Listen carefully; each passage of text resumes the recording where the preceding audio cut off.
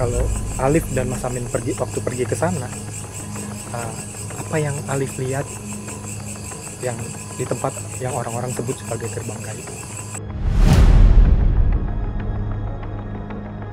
Kalau di dunia kita kelihatannya pohon kembar, ada 2 pasang, berarti ada 4 pohon. Oke. 2 pasang berarti 4 pohon. 1, 2, 3, 4. Jadi depan belakang. Ini baru pohon yang asli kembar. Nah itu udah masuk ke perkampungan. Masuk di perkampungan itu memang asli sih ya. Ada yang tanam padi, ada yang ternak kambing, kerbau. Yang lebih khasnya itu asap bakar sampahnya itu loh mas. Itu mas. Orangnya ramah-ramah loh situ loh mas. Jangan takut. Saya maju. Nah, saya lihat di depan mata. Nggak tahu itu jaraknya berapa meter, tapi dekat. Ternyata itu seperti tiang gapura. Yang tadi saya bilang itu dari naga kembar itu ternyata kalau diteliti lagi. Jadi dia melilit gitu. Pawang-pawang yang di situ yang petunjuk yang apa namanya sih ya bahasanya orang-orang yang juru kuncinya ya. Udah kalau ada kabut, udah jangan teruskan. Kayak gitu udah ada aba-aba itu.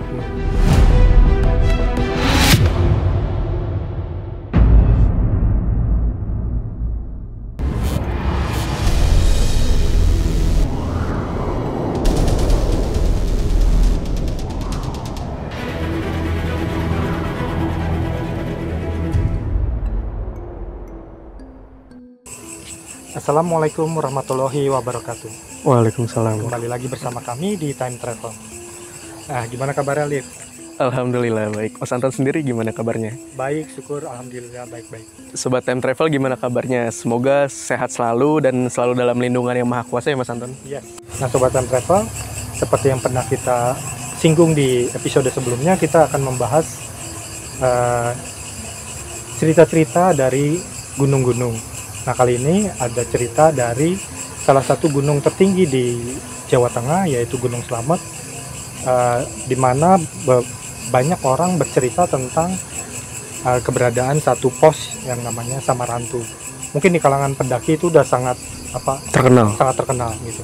Cerita itu kita kemas dalam sudut pandang Time Travel. Nah, cerita kali ini Alif dan Mas Amin sudah pernah pergi ke Samarantu ya, udah mengunjungi duluan lah ya istilahnya. Nah, kalau cerita-cerita tentang mistisnya itu kan pasti banyak ya. Banyak. Angker, apalagi ada beberapa spot yang ada di Gunung Slamet itu, seperti di pos 4 Samarantu. Terus kemudian ada gerbang gaib ya, yang katanya itu adalah pohon. Nah, kita akan mencoba membahas itu dari sudut pandang Time Travel. Perjalanan kita menembus ruang dan dimensi waktu. Saya mau menceritakan Samarantu. Puncak itu ada sebuah istana yang megah bawah dan luar biasa keindahannya. Ukirannya, lantainya, pilar-pilarnya juga benar-benar bagus. Itulah sebenarnya ada istana di puncak. Namun tak sembarangan untuk ke puncak karena tertutup kabut dengan tiba-tiba. Situlah tempat untuk pertemuan beliau-beliau dan tamu istimewa beliau. Di situ sudah ada gamelan. Tatkala sudah selesai membahas sesuatu, gamelan pun mengiringi supaya rileks dan mengiringi tamu-tamu untuk pulang ke tempat beliau masing-masing. Para pendaki itu kan banyak cerita tentang gerbang gaib ya. Kalau Alif dan Mas Amin waktu pergi ke sana, apa yang Alif lihat yang di tempat yang orang-orang sebut sebagai gerbang gaib? Oke, Bismillahirrahmanirrahim. Nah, jadi kalau misalkan dari pertanyaan Mas Anton tadi, apa yang saya lihat waktu ke sana bersama dengan Mas Amin, gerbang gaib itu satu ada atau enggak? Kalau yang saya lihat ada. Oke. ada. Nah, yang kedua, bentuknya seperti apa? Nah, kan ada orang yang bilang atau pernah lihat ya, pendaki pernah lihat bentuknya kayak pohon, tapi ketika melewati itu kok jadi berubah suasananya gitu. Rata-rata cerita yang saya tahu kayak gitu. Nah, ketika saya ke sana, apa yang saya lihat ada yang seperti itu, tapi ada juga yang beda. Oke, beda. Nah, jadi saya mengambil kesimpulan pada saat melihat di Gunung Slamet itu, entah itu di pos berapa ya Mas, dan namanya itu udah masuk Samarantu atau bukan. Jadi yang pertama, gerbang itu sebenarnya kalau di dunia kita kelihatannya pohon kembar, ada 2 pasang, berarti ada 4 pohon. Oke. 2 pasang berarti 4 pohon. 1, 2, 3, 4. Jadi depan belakang. Yang kedua, itu saya lihat di sisi lain Gunung Slamet, ternyata ada gerbang lagi, tapi unik. Mungkin orang lain nggak bisa lihat gitu. Tapi nggak tahu kenapa saya bisa lihat.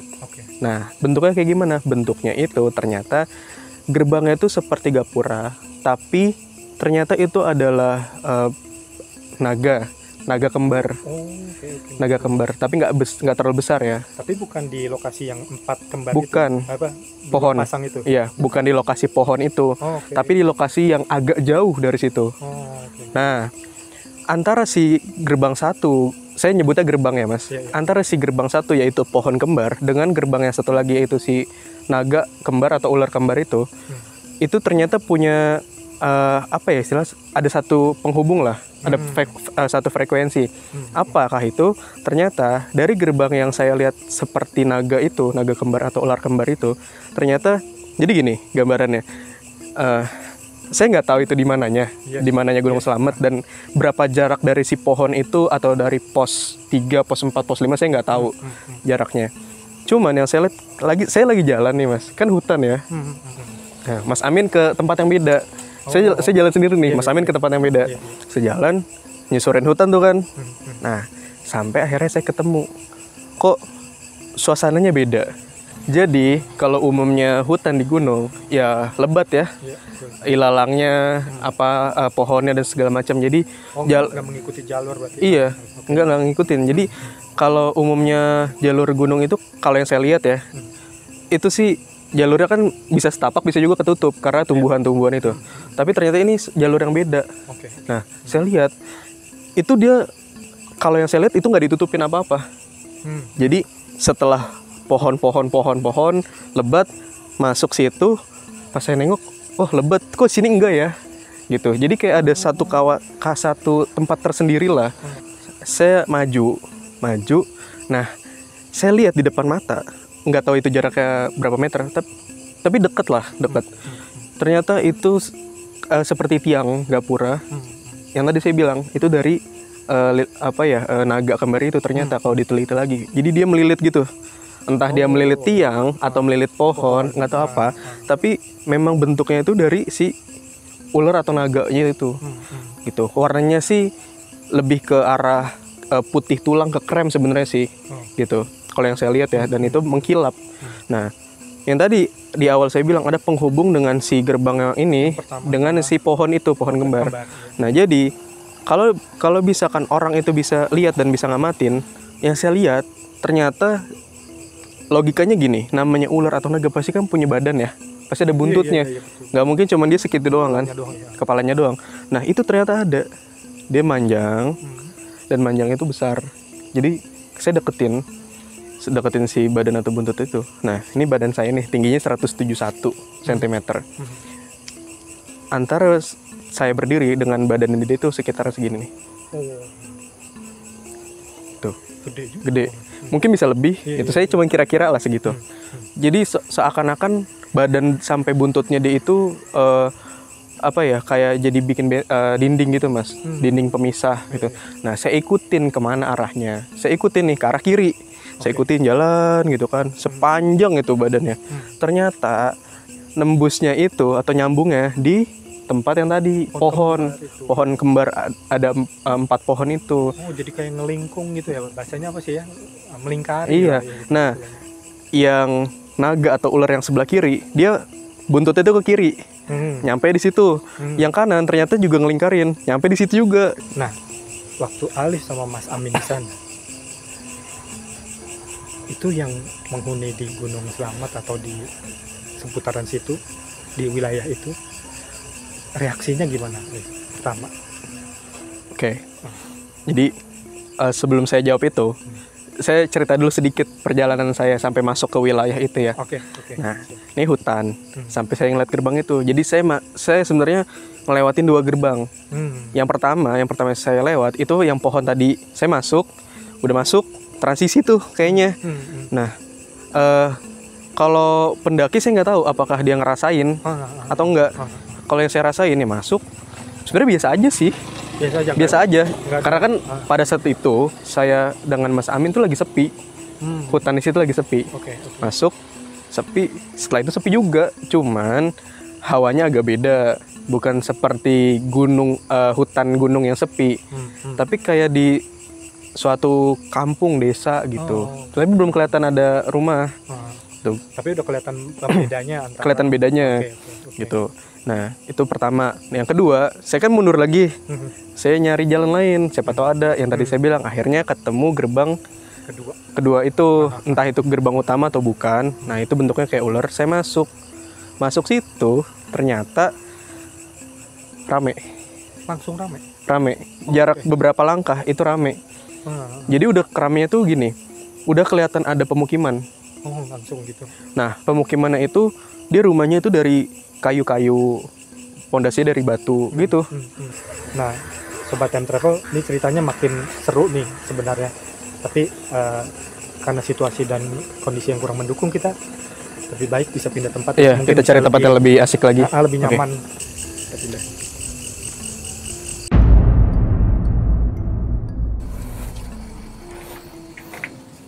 Nah, lebih enak nih tempatnya di sini. Asik nih, Mas. Iya, oke. Nah, kita lanjutkan lagi ya cerita tentang Alif dan Mas Amin waktu ada di sana. Sebenarnya penerimaan makhluk di sana atau yang menghuni di kampung itu seperti apa, Alif, terhadap Mas Amin dan Alif? Oke. Jadi ketika masuk itu, Mas, yang saya lihat dari si gerbang ular itu, gerbang naga itu, masuk, ternyata udah pemukiman. Nah, langsung ada aktivitas. Ada aktivitas ya? Tuh, yang saya lihat. Ada ibu-ibu lagi kayak mau tekin daun kangkung. Ada yang kayak lagi megang nampah gitu dari apa ya? Bukan dari bambu tapi. Tapi nggak tahu dari apa, warnanya itu gelap gitu ya. Dia lagi kayak milih-milihin beras atau biji-bijian gitulah. Kayak gitu. Pakaiannya pakaian kayak model-model orang desa lah, tapi orang desa yang zaman dulu yang pakai kain gitu, kayak gitu. Nah, anak-anak itu main, anak-anak kecil main sekitar situ. Ada yang telanjang, tapi dia pakai celana selutut. Ada juga yang pakai kaos oblong, kayak gitu. Pokoknya aktivitas itu rame. Nah, ketika saya ke sana sih, masuk, mereka lihat, enggak, itu saya sendiri. Mas Amin ini lagi ke tempat lain. Yang pisah itu. Iya.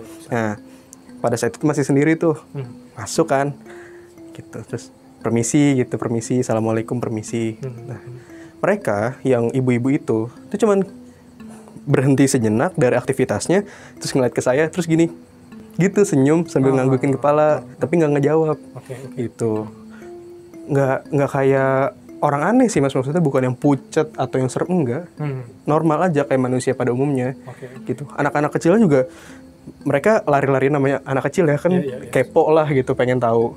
Dia ngeliatin terus main lagi, di toel lagi sama temennya, lari lagi gitu sih. Itu jadi sejauh yang saya terima responnya pas masih awal itu ya, ya biasa aja. Jadi baik-baik aja gitu. Tapi memang kondisinya berbeda jauh ya antara gerbang yang satu dengan yang ini. Yang ini begitu hidup dengan apa kegiatannya, aktivitasnya, sementara yang di sana tuh kayaknya biasa aja gitu ya.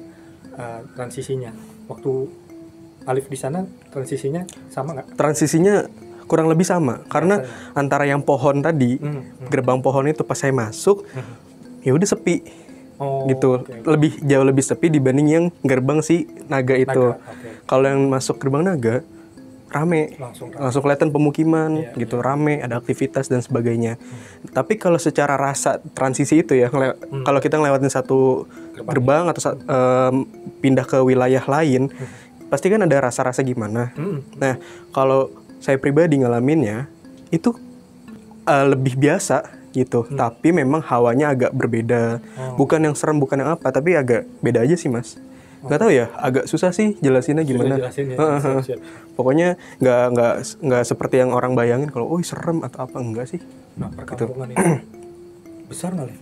Nah, namanya kampung, saya nggak tahu sudutnya tuh di mana, ujungnya di mana, nggak kelihatan. Yang saya lihat ya namanya masuk, jadi beberapa meter mungkin ya, itu udah kelihatan di situ ada rumah, ada ibu-ibunya di depan lagi pada duduk, ada yang tapi uniknya mereka di saat saya lihat itu nggak ngobrol, jadi yang rame itu anak-anak yang pada main, gitu. Nah, terus sebelah sana rumah lagi, ada jalan-jalannya. Nah, kalau misalkan ada sobat time travel ngebayangin, terus pasti ada muncul di benaknya pertanyaan kayak gini. Berarti kan itu di gunung, kan gini ya gunung ya, dan hutan pasti kan. Kok ada dataran? Tuh ada dataran, emang gitu. Aneh, tapi memang ada pohon-pohonnya nan jauh di sana gitu ya. Sejauh mata memandang emang ada pohon. Yang cukup besar juga, hampir sama dengan. Dan lebat, tapi di situ ya pemukiman. Jadi seolah-olah si pemukiman itu berada di tengah-tengah gunung gitu, di tengah-tengah hutan. Kayak ada lahan gitu. datar tiba-tiba di tengah gunung. Sebenarnya nggak datar banget sih mas, dia memang ada lama-lama nanjak, cuman jauh jaraknya, landai gitu ke atas, gitu. Itu baru depannya loh mas, belum seterusnya gitu sih. Nah, kan kalau kita pernah dengar, mungkin di berbagai channel juga udah ada gitu, atau banyak pendaki-pendaki yang cerita tentang ada sosok ya, namanya Pak Rawuh ya. Kalau aku kan taunya begitu ya, ada Pak Rawuh. Oh ini ya mas, kalau saya nggak, desanya Desa Rawuh gitu, ada yang cerita gitu ya. Kalau menurut pandangan Alif di sana sendiri itu gimana sih? Apakah itu kok nama desanya Pak Rawuh, orangnya Pak Rawuh, itu siapa? Itu Pak Rawuh, kok semuanya jadi Rawuh gitu? Kan di benak saya tuh bingung, ini sebenarnya apa nih kalau kita masuk kampung ini? Nah, gitu. Oke. Jadi sebelum saya jawab pertanyaan itu, sebenarnya saya mau sedikit cerita gini ya. Ada yang bilang itu wilayah Samarantu. Disebut sebagai Samarantu. Banyak juga pendaki yang ngomong itu adalah wilayah Rawuh, Desa Rawuh. Nah, ini seakan-akan jadi dua yang berbeda atau sebenarnya satu, ya kan? Oke. Saya akan cerita sesuai pengalaman saya pas ke sana. Jadi gini mas, saya nggak tahu sebenarnya apakah itu yang disebut Rawuh atau bukan. Nah, dari situ, dari tempat yang tadi, saya jalan gitu. Jalannya kemana? Ke arah kiri. Awalnya ke kanan sih, awalnya ke kanan. Terus saya lihat ada percabangan itu, entah kenapa hati itu pengennya belok kiri. Terus, pokoknya itu ngelewatin rumah-rumah. Nah, ternyata ada percabangan lagi di sebelah kanan tuh pasar. Gitu, tapi jauh. Tapi kelihatan lah, jauh tapi kelihatan. Oke. Saya tetap ikutin jalan itu. Nah, ternyata jalan itu ujung-ujungnya di mana, Mas? Di pohon. Oh, yang kemarin. Kelihatan pohon. Jadi saya arahnya gini kan, jalan-jalan gitu. Ini pohon-pohon gede gitu, tapi ada jalanan gitu dan cukup besar lah, mungkin 2-3 orang bisa lewat. Nah, udah sampai satu titik sebelah sana pohon yang kembar tadi. Akhirnya saya belok kanan. Ada jalan agak besar juga. Pemukiman lagi. Nah, nggak jauh dari situ, ternyata ada pasar dekat situ. Ada pasar lagi, entah itu pasar yang sama atau yang beda. Nah, sampai saya tuh penasaran karena yang saya tuh ke situ dengan membawa pertanyaan istilahnya. Ini tuh Samarantu atau yang orang pendaki bilang tuh Desa Rawuh, ya kan, atau Rawuh dan sebagainya. Akhirnya saya iseng nanya. Saya kan juga nggak asal-asalan nanya ya. Walaupun itu banyak aktivitas di pasar itu. Nah, kebetulan saya ke pasar, gitu, ke sekitaran pasar, tapi bukan ke dalam pasarnya, agak ke pinggirannya gitulah. Dan itu ada rumah-rumah yang rumah-rumah model rumah panggung gitu, dari kayu gitu. Ada juga yang di bawah. Nah, ada salah satu katakanlah bapak-bapak ya, gitu, udah agak tua sih, tapi masih bugar gitu. Saya tanya, Itu permisi Pak, gitu. Assalamualaikum, permisi Pak. Nah, beliau noleh, jawab, Waalaikumsalam, gitu. Iya Mas, ada apa? Nah, saya langsung to the point nanya. Karena kan yang ke situ bukan fisik. Jadi saya dengan membawa pertanyaan itu akhirnya to the point nanya gini. Maaf Pak, sebelumnya mohon izin, saya mau bertanya, gitu. Oh iya silakan. Mau nanya apa? Saya nanya, Pak, yang namanya Samarantu itu di mana? Nah, kalau ini namanya apa? Gitu.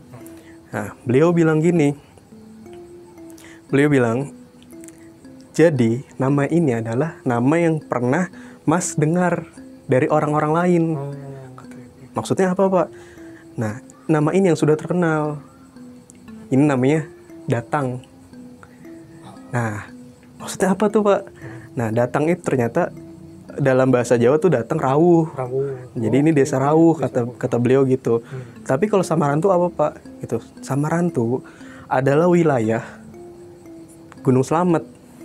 Jadi Rawuh itu yang orang sebut desa Rawuh atau wilayah Rawuh ada di dalam Samarantu. Kecilnya dari. Saya nggak ngerti ya, saya nggak nanya detailnya. Nah, beliau bilang Samarantu itu adalah makna sebenarnya. Ada artinya. Samarantu itu mengisyaratkan bahwa wilayah ini tuh disamarkan karena ada sesuatu yang dijaga. Oleh karena itu para pendaki itu kalau nggak ngelihat yang serem-serem atau enggak yang beruntung lihat desa itu. Gitu. Makanya disebut Samarantu karena menyamarkan sesuatu yang ada di dalamnya. Nah, pada saat itu saya nggak, oh mungkin ini kali nih kampung ini yang disamarin gitu. Beliau cuma senyum aja kan. Udah. Selepas dari situ ya udah saya ngerasa udah dapat informasi lah. Terus saya pamit terus beliau nanya, Mas mau kemana gitu? Pak, sebenarnya saya mau jalan-jalan lagi. Tadi saya sama saudara saya gitu. Oh, sama saudara yang tadi mas-mas itu ya, yang brewok yang gondrong itu. Benar sempat ketemu. Gitu. Oh iya Pak, itu saya mau ketemu. Iya gitu. Oh itu saudaranya Mas. Iya Pak. Saudara Mas sudah di atas. Oh di sana Pak, di puncak.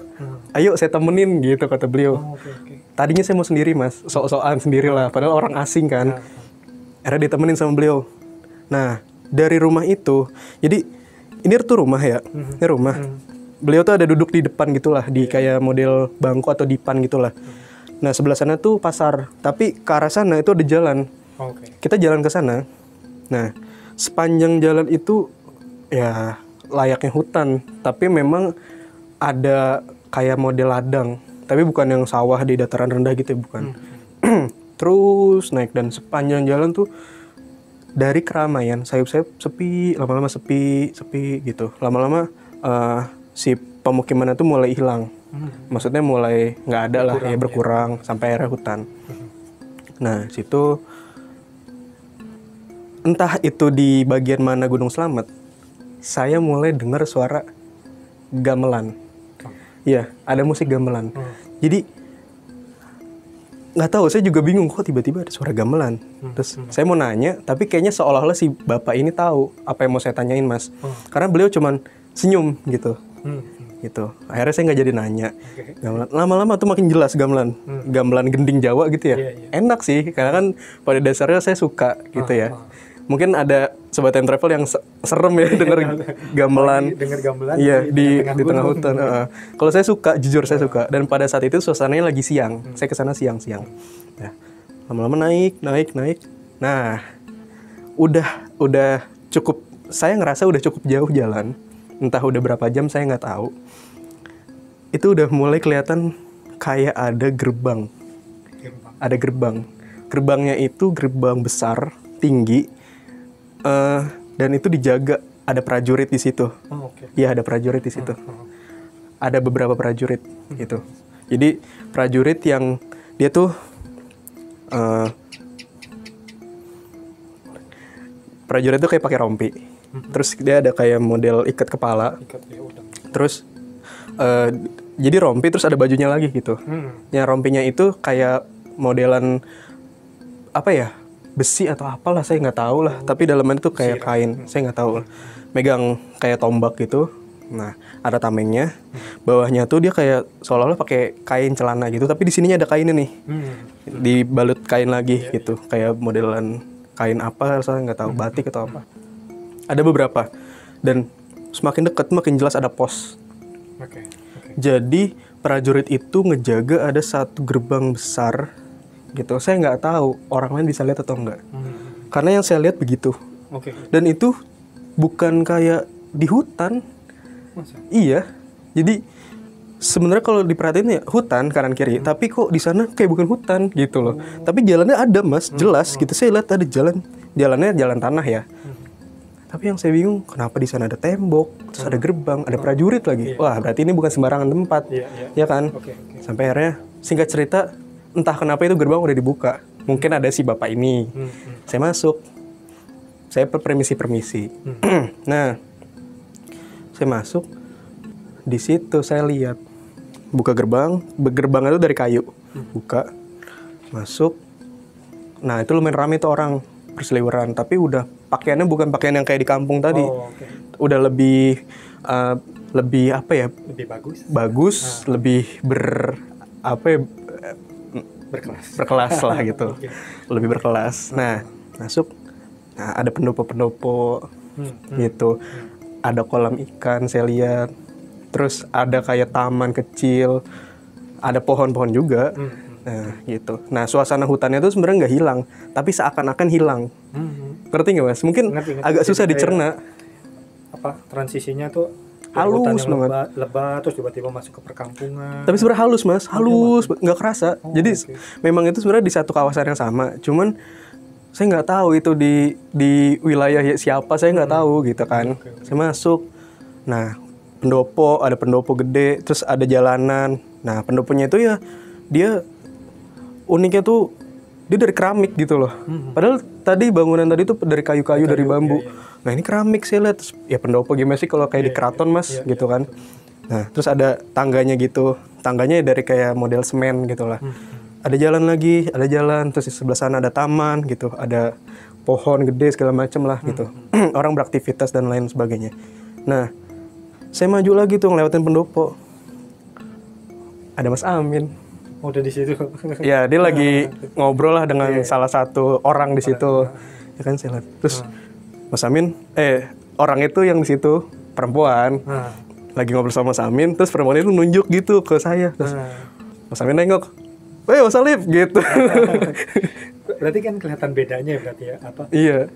Secara pakaian mungkin beda ya. Alif sama Mas Amin dengan orang-orang yang ada di sana. Beda banget ya. Jadi mudah kan di spot gitu. Nah, Alif tuh dipandangnya gimana waktu itu? Biasa aja juga. Saya juga nggak ngerti, makanya saya pikir akan didiskriminasi ya, karena pakaiannya beda, orang asing dan sebagainya. Tapi mereka ngeliatin. Mungkin dalam hatinya, ini siapa sih orang gitu kan? Masa pakai celana panjang gitu kan, istilahnya gitulah. Tapi biasa aja. Ya cuma ngeliatin, senyum, senyum lewat. Saya kan juga gini, permisi gitu kan, assalamualaikum gitulah. Punten lah gitu kalau kata orang Sunda. Pas nyampe udah Mas Amin, sampai akhirnya saya nyamperin Mas Amin. Mas Amin, kemana aja gitu. Oh, Mas Alif, tadi aku lewat yang itu loh, yang gerbang pohon gitu. Oh, situ. Jadi dari situ aku jalan sendiri gitu lah sampai akhirnya ke sini nih bilang. Nah, yuk katanya, kemana Mas? Tuh lihat di depan. Nah, ternyata di depan situ dari pendopo ada jalan gitu, taman-taman dan sebagainya. Ada bangunan agak ke atas sedikit, itu ada bangunan gede banget. Gede. Ternyata mungkin kita bisa, kalau saya ngomongnya tuh istana. Saya ngomongnya keraton. Nah, Sobat Time Travel, ini kan Alif sudah ketemu ya sama Mas Amin ya. Iya. Tapi kan tadi dia juga mengambil jalan yang beda ya. Iya. Nah, mungkin kita bisa dapat sisi cerita yang lain dari Samarantu, dari jalan ceritanya Mas Amin. Oke. Sekarang kita udah terhubung dengan Mas Amin. Mas Amin. Assalamualaikum. Waalaikumsalam. Waalaikumsalam warahmatullahi wabarakatuh. Mas Alif, Mas Anton. Mas Amin, tadi kan kita udah dengerin cerita dari Alif ya. Dari sisinya Alif, dia jalan-jalan. Katanya kepisah tadi ya, Mas? Atau memisahkan diri ya? Si Alif, ya, iya si Alif kalau jalan-jalan bareng mesti bisa gitu. diri gitu, Iya.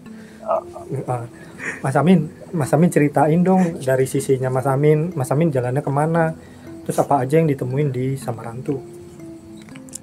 Oke, siap. Gini Mas Anton, Mas Alif, saya mau cerita pengalaman Amin kalau jalan bareng dulu sama Mas Alif. Itu Mas Alif sebenarnya kalau jalan bareng sama Mas Amin itu memang bawaannya pengen misah Oh gitu, supaya ada sesuatu. Gitu, ya kan? Iya itu Mas Anton. Atau gini Mas Amin. Itu Alif. Mas Amin.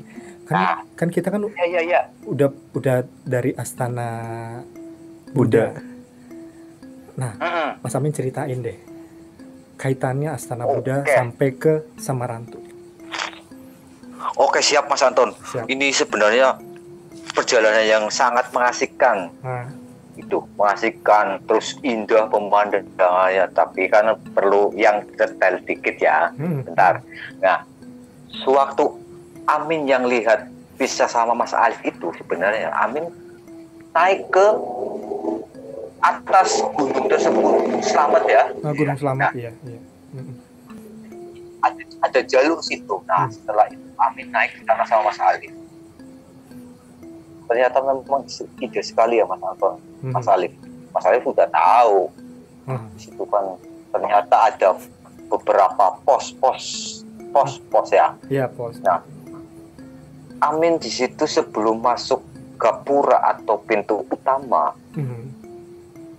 Amin duduk dulu, salam. Oke. Tuh, ya. Nah, setelah Amin lihat di situ ternyata ada gapura yang sangat hebat, Mas. Di Samarantu. Dua pohon kiri kanan. Itu ternyata apa, Mas? Yang saya lihat sama Mas Ali. Itu ada dua kiri kanan ular itu loh, Mas. Dan anehnya, ular itu ekornya panjang, itu membentuk kayak pembatas gitu loh, Mas. Untuk daerah arah ke sana, masuk ke pos yang kedua apa itu ya, gapura yang kedua.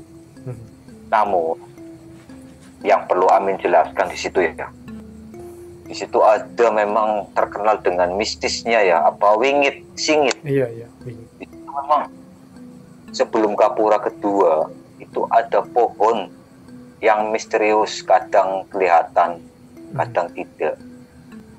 Tapi anehnya di situ, Mas. Wah, pasti pada kaget, Mas. Di situ ada pohon, tapi pohon tersebut di tengah-tengahnya itu ada sosoknya, loh, Mas. Penghuninya. Awet, itu, Mas. Siapa itu, Mas? Situ kan sosoknya. Itu penunggu. Jadi semua tempat itu pasti ada penunggunya. Itu entah itu bentuknya manusia, bentuk manusia asli atau tidak, itu kan biasa, namanya alam yang luas ya. Itu, Mas. Apa mau dilanjutin ke gapura yang kedua, pintu kedua, pos yang kedua? Lanjut, Mas. Asik. Nah, di situ ini baru pohon yang asli kembar. Nah, itu udah masuk ke perkampungan. Di situ kan perkampungan yang asri, penghuninya bajunya, anak-anaknya ada ibu-ibu yang lagi milah-milah. Pas apa itu apa ya, kayak pari itu sama penampang itu ada anak main beras ya. Ada orang yang bawa cangkul dan bentuk rumahnya juga sederhana, Mas. Itu kan bisa singgah di situ, bikin villa, Mas, karena keasliannya, Mas, keasliannya sejuk itu udaranya. Iya. Nah itu Mas. Masuk di perkampungan itu memang asli sih ya. Ada yang tanam padi, ada yang ternak kambing, kerbau. Yang lebih khasnya itu asap bakar sampahnya itu loh, Mas. Tuh, Mas. Orangnya ramah-ramah loh situ loh, Mas. Jangan takut. Tapi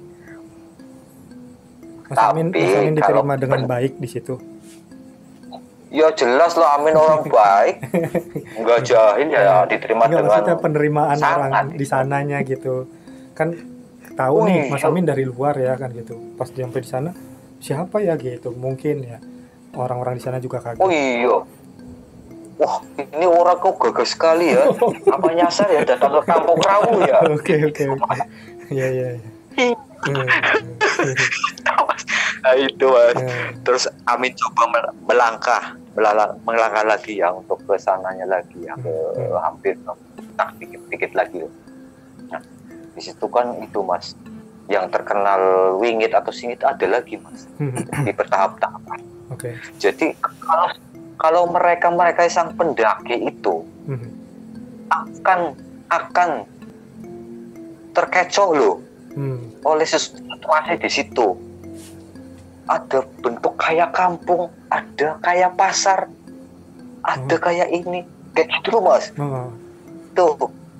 Nah, kalau pendaki yang dikabarkan ini hilang, ini kayak gini, memang benar. Iya, memang benar loh. Nah, itu kabarnya gimana? Soalnya Mas? itu Mas, kabarnya begini aja Mas, singkat ceritanya Mas. Oke. Memang pendaki itu kan pecinta alam. Iya. Ya. Jadi memang ada salah satu kelompok perorangan yang ceroboh. Dalam arti ceroboh itu kadang metik daun, kadang usil, coret-coret di pohon atau di batu-batu situ ya. Nah, itu yang nanti kena imbasnya ya, kelakuannya itu. Nah, Mas Amin, kan kalau orang-orang di luar itu kan bilangnya Samarantu itu samar hantu gitu, apa singkatan lah gitu. Tapi kalau menurut Mas Amin sendiri, Samarantu itu sebenarnya apa? Oke, Samarantu. Yang ada yang bilang rantu hantu. Kalau menurut Amin sendiri ya, kalau menurut Amin pribadi, Samarantu, rantu itu sebenarnya ratu, itu daerah pemilikan seorang ratu itu, Mas. Jadi samar-samar. Itu. Jadi di situ semua samar-samar alias persinggahan. Suatu saat ke situ samar-samar. Nah, kalau di bahasa Sanskerta namanya Gahyu apa ya? Gahyu itu kan di bahasa Sanskerta samar-samar. Itu samar-samar. Nah, Mas Amin, mau dibahas apa gimana itu, sama rantu atau sama? Kita lanjut Mas Amin sampai akhirnya ketemu sama Alif dan kemudian melanjutkan perjalanan kembali ceritanya. Nah, Salif itu ya Mas. Salif memang kalau ya, udah Mas. mau ke ini mau ke puncak ya sama Alif. Alif juga udah mulai penasaran sih Mas. Mas Amin, itu lihat Mas Amin. Lu ngomong apa Lif? Itu Amin bilang, lu ngomong apa Lif? Itu ada kayak keraton, ada kayak tempat untuk gending-gending, ada tempat untuk ini pertemuan itu Mas Anton. Ya namanya Alif ya, memang kadang ceroboh, kadang histeris gitu loh. Kalau lihat suasana itu. Oke. Anak Alif lihat, Mas Amin, kok keratonnya bagus sekali Mas Amin. Ya namanya keraton ya jelas bagus sih Mas. Iya. Di situ di puncak sama Alif jalan sana. Bisa digambarin nggak Mas? Keraton. Keratonnya Mas. Suasana ininya Mas, suasana keratonnya aja Mas. Ya. Suasana keraton nanti gambar dan tempat untuk beliau-beliau bertemu. Nah, ini yang sangat mungkin nggak ada yang tahu ya Liv ya Mas Anton ya, hanya kita ya. Di situ kan ada keraton yang bagus Mas. Nah, di suatu bagian keraton tersebut ada balik-balik untuk pertemuannya lagi Mas. Memang peradaban dahulu-dahulu itu bukan identiknya pertemuan terus. Oke. Silaturahminya tetap terjaga itu. Itu ternyata Mas, tempat pertemuan iya, tempat musyawarah untuk datangnya nanti bulan ini akan adanya ini, adanya itu udah ada di situ. Nah, di situ ada juga gamelan Mas, saat beliau-beliau berkumpul itu ada selingan ya. kayak Live biar music ya? relax lah, santuy ya, bahasa sekarang santai santuy ya, gitu Mas. Oke. Nah, di situ Pak gending-gendingnya ada untuk mengiringi habis musyawarah, perlu hiburan, ada yang nari-nari, beliau juga ada yang ikut nari. Nah, di antara Samarantu itu kan ada yang tadi Amin ngomong hantu sama hantu. Kalau Amin sama-sama ratu ya. Sebenarnya di situ ada sosoknya beliau juga di situ.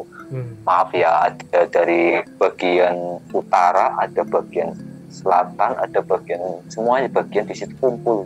Oke. Itu Mas.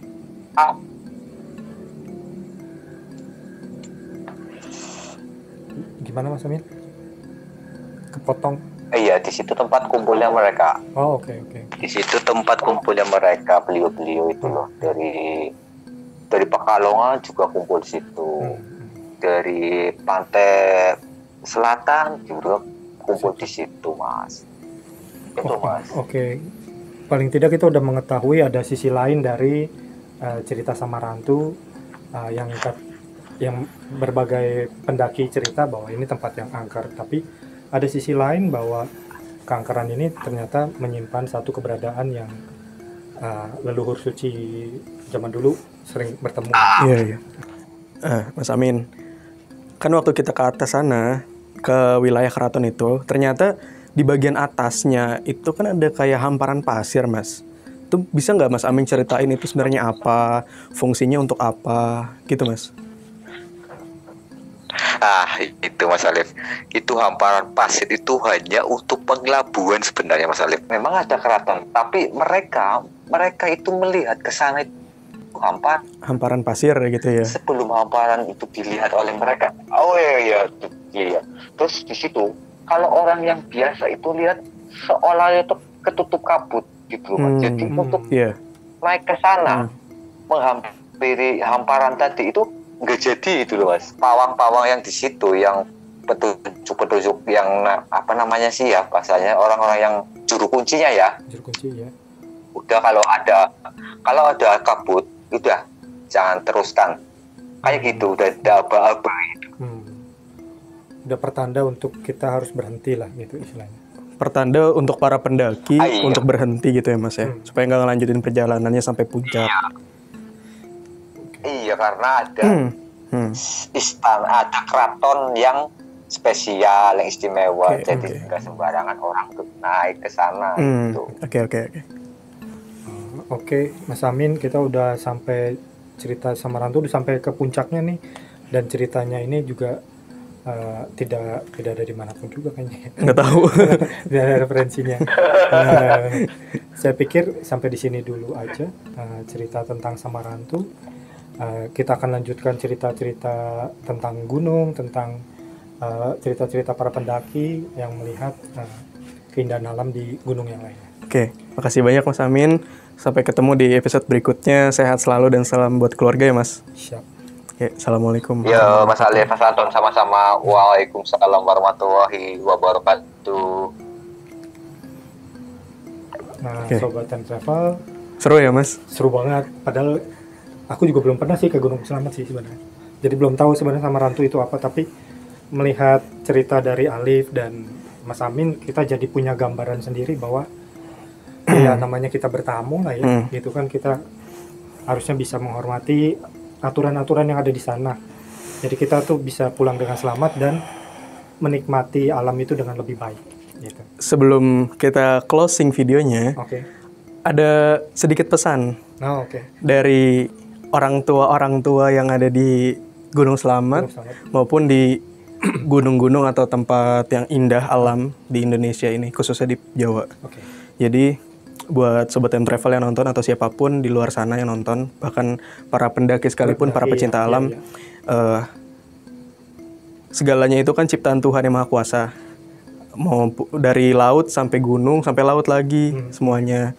Dan makhluk hidup itu nggak cuma manusia, hewan, tumbuhan, tapi kan ada yang lainnya, yang mungkin nggak semua orang, nggak semua manusia itu bisa lihat ya Mas.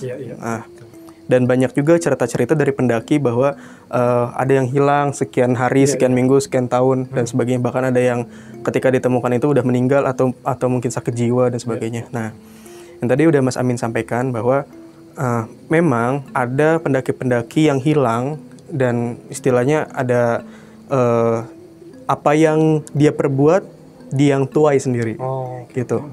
Di tempat yang seharusnya tidak dilakukan gitu. Itu kan gunung itu kan tempat yang suci. Maksudnya karena alamnya harus dijaga, kesuciannya harus dijaga gitu kan. Keindahannya harus dijaga. Maka dari itu kami meminta untuk pengertiannya kepada seluruh para pendaki ataupun para pecinta alam dan semuanya untuk menjaga alam itu sendiri. Kalau kita menjaga alam juga akan menjaga kita. Insya Allah alam akan menjaga kita karena kita sudah menghargai ciptaan yang maha kuasa. Kayak gitu. Jadi jangan sampai kalau kita naik gunung ataupun ke laut ataupun kemana ke tempat alam yang lain merusak. Mau itu merusak alamnya, coret-coret ataupun merusak yang lainnya. Melakukan hal-hal yang tidak terpuji di situ. Gitu. Tetap menjelajah, tetap mendaki karena keindahan alam kita luar biasa dan butuh diapresiasi, kita syukuri lah ya. Gitu. Jadi jangan sampai cerita yang kayak begini tuh mengotori tempatnya lah. Iya, betul. Oke, sampai di sini dulu cerita kita tentang Samarantu. Semoga ada cerita lainnya tentang gunung-gunung di Indonesia karena banyak ya Mas. Ring of Fire. Banyak cerita yang lainnya. Semoga kita bisa angkat lagi gunung-gunung maupun laut atau apapun itu di episode berikutnya. Untuk sobat-sobat time travel yang punya masukan apa yang akan kita angkat mengenai gunung-gunung atau mau membagikan ceritanya tentang pendakian mereka ke gunung atau perjalanan mereka ke tempat-tempat alam yang ada di Indonesia. Boleh komentar di kolom komentar di bawah. Kalau suka dengan video ini jangan lupa di like, lalu di subscribe. Kalau bisa di share ke teman-teman, ke keluarga dan siapapun yang kalian mau share. Terima kasih banyak. Terima kasih untuk kebersamaan Sobat Time Travel di episode ini. Sampai bertemu di episode lainnya. Wassalamualaikum warahmatullahi wabarakatuh. Waalaikumsalam.